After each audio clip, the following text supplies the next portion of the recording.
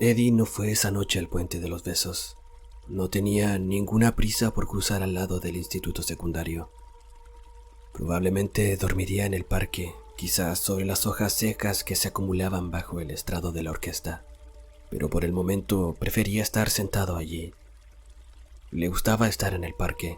Iba allí con frecuencia cuando necesitaba pensar. A veces había gente disponiéndose para pasar la noche en los bosquecillos del parque, pero Eddie no se metía con ellos y ellos no se metían con él. En los recreos escolares había oído horribles historias sobre los invertidos que paseaban por el parque Bassi después del anochecer. Aunque las aceptaba, a él nunca lo había molestado. El parque era un sitio apacible y la mejor parte era, para él, exactamente aquella en que se encontraba. Le gustaba sentarse allí en el verano, cuando el agua de tan baja gorgoteaba entre las piedras y hasta se separaba en arroyuelos que se arremolinaban. Le gustaba al iniciarse la primavera justo después del deshielo. Entonces había que quedarse de pie junto al canal porque estaba tan frío que congelaba el trasero. Él pasaba ahí una hora o más encapuchado en su viejo chaquetón, que le quedaba pequeño desde hacía 2 años, con las manos metidas en los bolsillos sin darse cuenta de que su delgado cuerpo temblaba y se sacudía. En la semana siguiente al deshielo, el canal tenía un poder terrible. A él le fascinaba el modo en que el agua hervía de espuma al salir del arco adoquinado y rugía al pasar junto a él, llevando palos, ramas y toda clase de desechos. Más de una vez se había imaginado junto al canal a principios de primavera en compañía de su padrastro. Se imaginaba dando un buen empujón a ese hijo de puta. Él caería con un grito, revoloteando los brazos en busca de equilibrio, y Eddie treparía el parapeto de cemento para ver cómo lo arrastraba la corriente. Su cabeza sería un bulto negro y bamboleante en medio de esas pequeñas olas rebeldes. Erguiría bien la espalda, sí, y se haría bocina con las manos para aullar. Eso fue por Dorsey, maldito bastardo. Nos veremos en el infierno. Eso no ocurriría nunca, por supuesto, pero era una fantasía grandiosa, un sueño grandioso para soñarlo ahí sentado junto al canal. Una mano ciñó el pie de Eddie. El chico estaba mirando más allá del canal hacia la escuela, con una sonrisa adormilada y complacida, mientras imaginaba a su padrastro arrastrado por la corriente de primavera fuera de su vida para siempre. Aquella mano lo sobresaltó a tal punto que estuvo a punto de perder el equilibrio y caer al canal. Es uno de los invertidos de los que se habla, pensó y miró hacia abajo. Quedó boquiabierto y a continuación se orinó de miedo en los pantalones. No era un invertido. Era Dorsey, tal como lo habían enterrado. Dorsey con su chaqueta azul y sus pantalones grises. Solo que ahora la chaqueta estaba hecha jirones enlodados y la camisa era un harapo amarillo, y sus pantalones se adherían húmedamente a sus piernas como palos de escoba. Su cabeza estaba horriblemente deformada, como si lo hubieran hundido por atrás y se hubiera abultado hacia adelante. Dorsey sonreía. Eddie, graznó su hermano muerto, tal como uno de los muertos que salían de la tumba en las historietas de terror. La sonrisa de Dorsey se acentuó, sus dientes amarillos relucieron. En aquella oscuridad, en alguna parte, habían cosas que parecían retorcerse.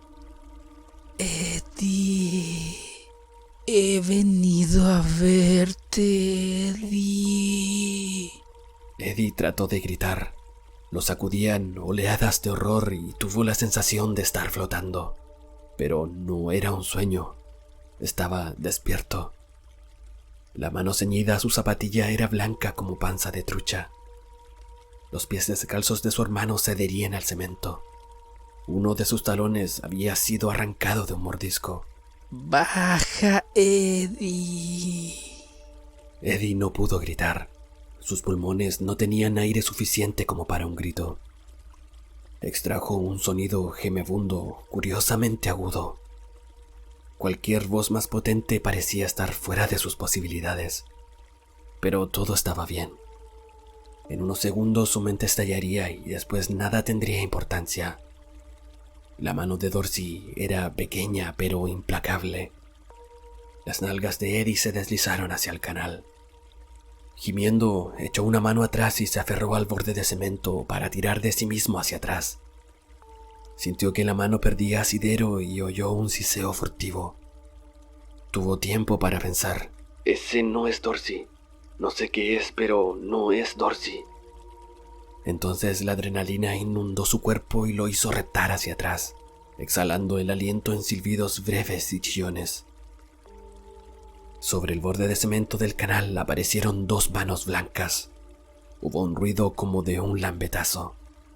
Gotas de agua volaron hacia arriba en el claro de luna desde la piel pálida y muerta. La cara de Dorsey apareció sobre el borde. En sus ojos hundidos relucieron sordas chispas rojas. Su pelo mojado se adhería al cráneo y el lodo le rayaba las mejillas. Por fin el pecho de Eddie se desatascó. Aspiró profundamente y lanzó un alarido. Se puso de pie y echó a correr. Corría mirando por encima del hombro para saber dónde estaba Dorsey y como resultado se estrelló contra un viejo olmo. Sintió como si alguien, su padrastro por ejemplo, le hubiera hecho estallar una carga de dinamita en el hombro izquierdo. Muchas estrellas salieron disparadas o girando en tirabuzón por su cabeza. Cayó al pie del árbol como herido por un hacha de guerra, con la sangre goteándole por la sien izquierda. Pasó 90 segundos tal vez nadando en las aguas de la semi-inconsciencia. Luego se las arregló para levantarse otra vez. Soltó un quejido cuando trató de mover el brazo izquierdo. Estaba entumecido. Levantó la mano derecha y se frotó la cabeza que le dolía ferozmente. Entonces recordó por qué se había estrellado contra el olmo y miró a su alrededor. Allí estaba el muro del canal, blanco como hueso y recto como una flecha bajo el claro de luna. No había rastros de la cosa que había salido del canal, si acaso había existido esa cosa. Siguió girando lentamente hasta completar un círculo. El parque Bassi estaba silencioso e inmóvil como una fotografía en blanco y negro. Los sauces llorones balanceaban sus brazos finos, tenebrosos, al abrigo de los cuales podía acechar cualquier cosa encorvada y demente. Eddie echó a andar tratando de mirar en todas direcciones al mismo tiempo. El hombro dislocado le palpitaba en dolorosa sincronización con el ritmo cardíaco. Eddie, Gemía la brisa entre los árboles. ¿no quieres verme, Eddie?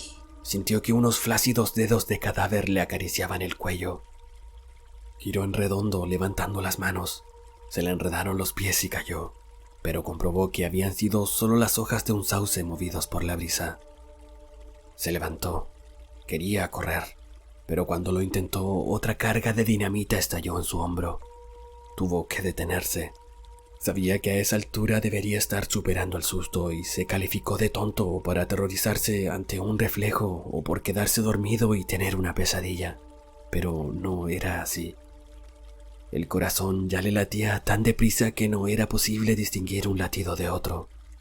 Tuvo la certeza que de pronto le estallaría de miedo.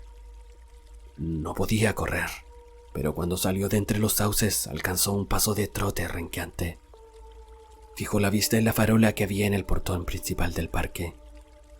Se encaminó hacia allí, algo más rápido, pensando: llegaré hasta la luz y pasará el susto. Llegaré hasta la luz y pasará el susto. Algo lo seguía.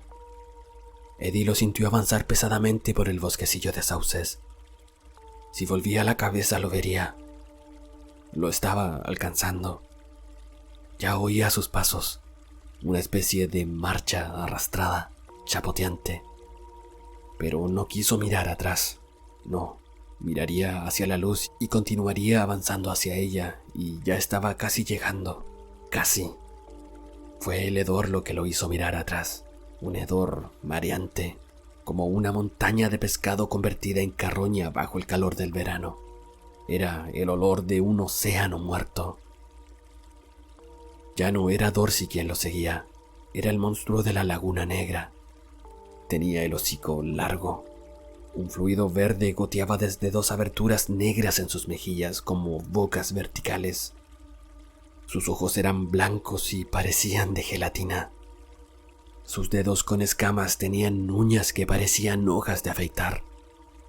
Respiraba con un ruido burbujeante y grave, como el de un buzo con el regulador atascado.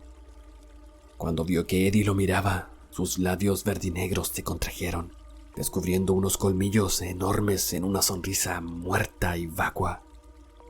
Iba tras él chorreando, y Eddie lo comprendió súbitamente. Quería llevárselo al canal, llevárselo a la húmeda negrura del pasaje subterráneo del canal para devorarlo. Eddie echó a correr. La farola del portón estaba más cerca. Ya podía ver su halo de insectos y polillas. Un camión pasó a poca distancia. La mente desesperada de Eddie se dijo que el conductor quizá iba bebiendo café mientras escuchaba por la radio música sin saber que a menos de 200 metros había un niño que en unos segundos podía morir. El hedor. El abrumador hedor se acercaba y lo rodeaba por completo. Tropezó contra un banco del parque. Su asiento asomaba a 4 o 5 centímetros desde el pasto, verde sobre verde, casi invisible en la oscuridad. El borde se clavó contra la espinilla de Eddie, causando un estallido de vidrioso dolor, y cayó al pasto.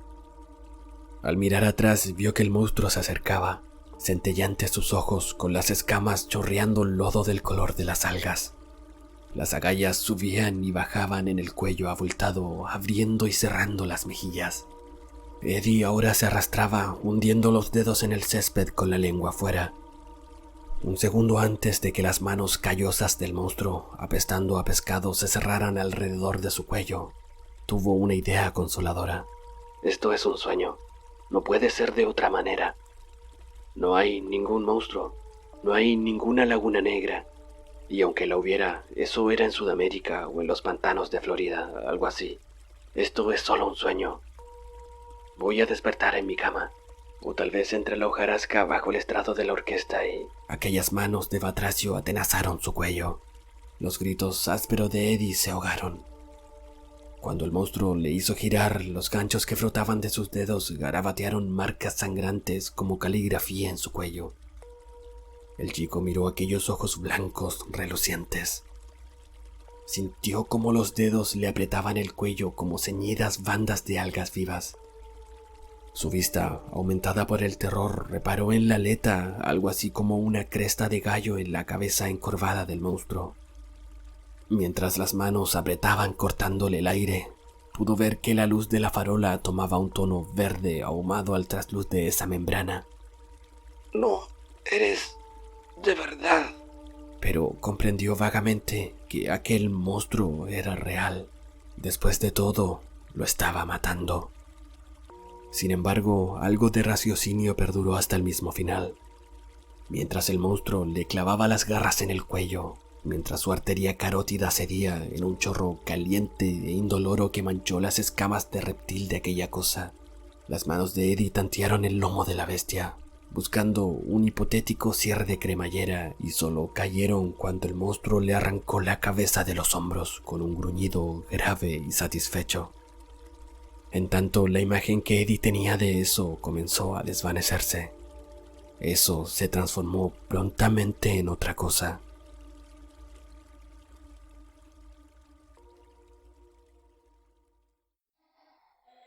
Si llegaste hasta el final del video, te invito a darle me gusta, suscribirte a mi canal y compartirlo con quien creas que pueda gustarle este tipo de contenido.